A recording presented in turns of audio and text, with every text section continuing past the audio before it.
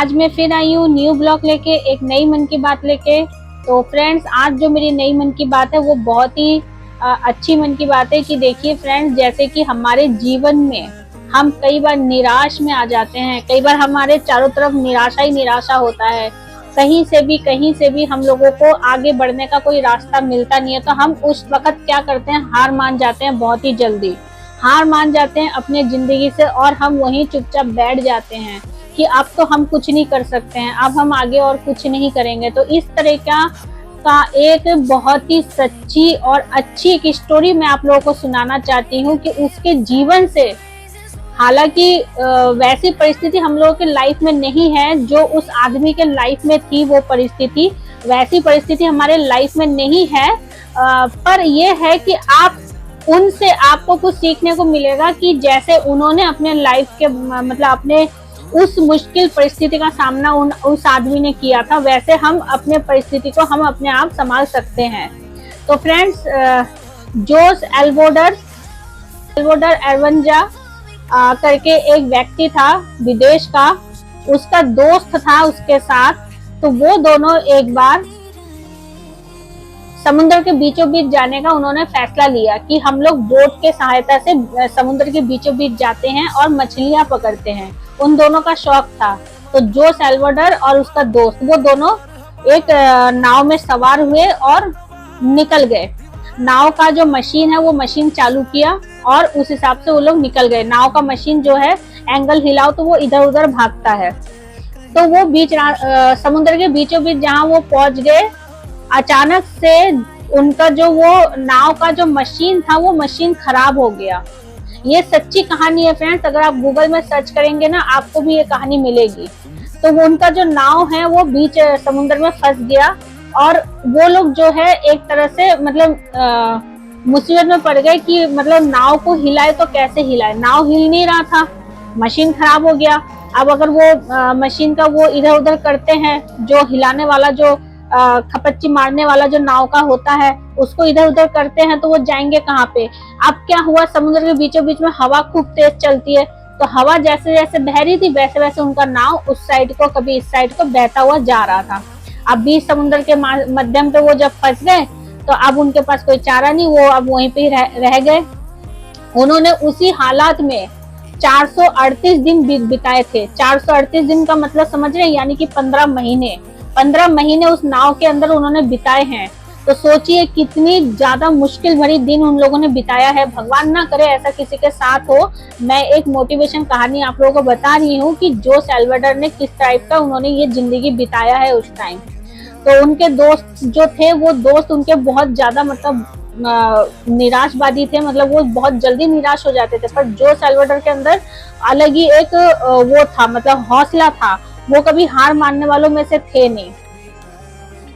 अब वो जो नाव जहां जहां जाती है वो उसी के साथ साथ रहते हैं। दिन ब दिन बीतता जाता है, रात के रात बीतता जाता है, पर उन लोगों का जाने का कोई रास्ता नहीं था। कभी आंधी, कभी बारिश, हर चीज को वो झेल रहे थे उस नाव में। अब जब उन लोगों को भूख लगी बड़ी तेज, अब भूख तो लगेगी, खाना क्या खाएंगे। तो खाने के लिए उन्होंने क्या किया, समुद्र में कच्ची मछलियां थी, वही मच्छी वो लोग काट के कच्चे कच्चे खाते थे। अब जिंदा तो रहना है, तो जिंदा रहने के लिए वो मछलियों को खाते थे उस टाइम।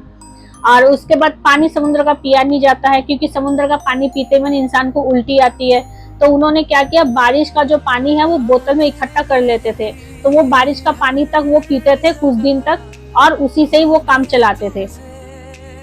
ऐसे करते करते काफी समय बीत गया उसी नाव के अंदर। तो जो सैल्वाडोर का जो दोस्त था वो हार मान गया था। वो बेचारा बहुत निराश हो गया था कि अब यहाँ से हमारा बचने का कोई उपाय है ही नहीं है, किसी तरह का कोई बचने का कोई चांस है ही नहीं, हमें यहीं पे मरना ही है। चाहे भूखे मरना हो, चाहे डूब के मरना हो, पर हमें इसी नाव के अंदर मरना ही है। तो उसने क्या किया, गुस्से के मारे खाना पीना सब छोड़ दिया।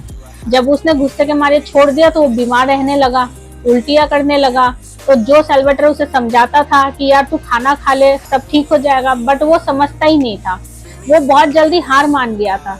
जब वो हार मान गया, उसने खाना पीना छोड़ दिया, तो वो उसकी जो है भूखा रहते रहते उसी नाव के अंदर उसकी मृत्यु हो गई। वो मर गया उसी के अंदर ही। और उसके बाद अब जो सैल्वाडोर अकेला रह गया। बट उसके अंदर थी हौसला, उसे पता था कहीं ना कभी हम, मेरा जो ये नाव है ये किनारे पे जाएगा ही।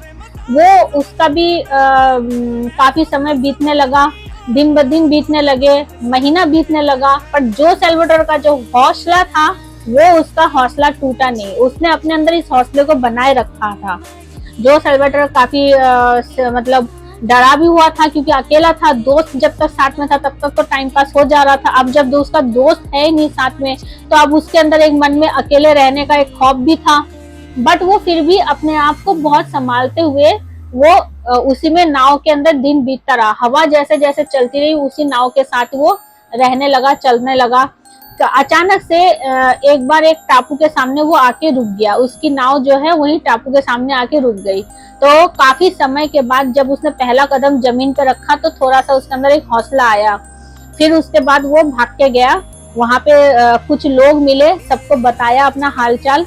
बताने के बाद जब लोगों ने उसकी काफी सहायता करी, पहले उसका बॉडी वॉडी मसाज करा, उसके बाद उसको कुछ खाने पीने का दिया, फिर उसको जो है फोन वोन करवाया, जिस कंट्री में वो रहता था उस कंट्री से जहाज मंगवाया, जहाज मंगवा के उसे उस कंट्री में भेजा।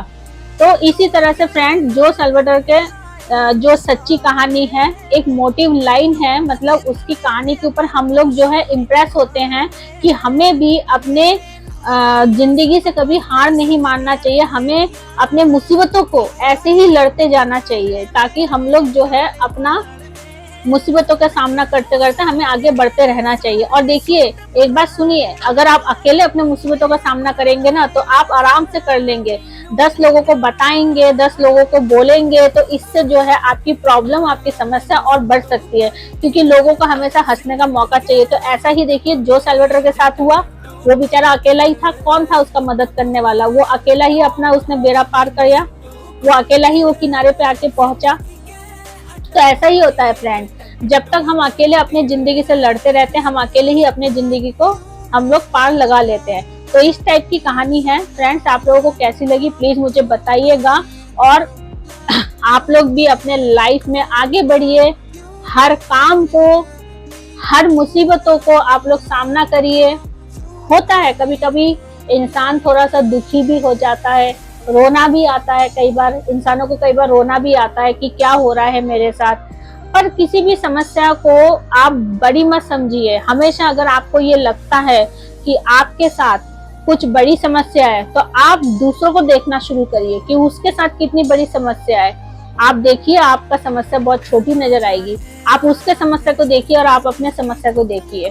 कभी भी आप ये मत सोचिए कि उससे बड़ी समस्या मेरी है, अगर आप ये सोचेंगे तो आप जिंदगी में कभी नहीं आगे बढ़ सकते, अपने समस्याओं से आप वहीं जूझते हुए ही रह जाओगे। तो फ्रेंड्स आप लोग को आशा करती हूँ मेरी ये छोटी सी मन की बात आपको समझ में आई होगी, और आज आपको मेरी ये मन की छोटी सी बात कैसी लगी प्लीज मुझे बताइएगा, और जो सेल्वाडोर की तरह अपने अंदर भी जोश रखिए। तो फ्रेंड्स जब तक के लिए बाय बाय, मैं कल फिर आती हूँ नई मन की बात लेके।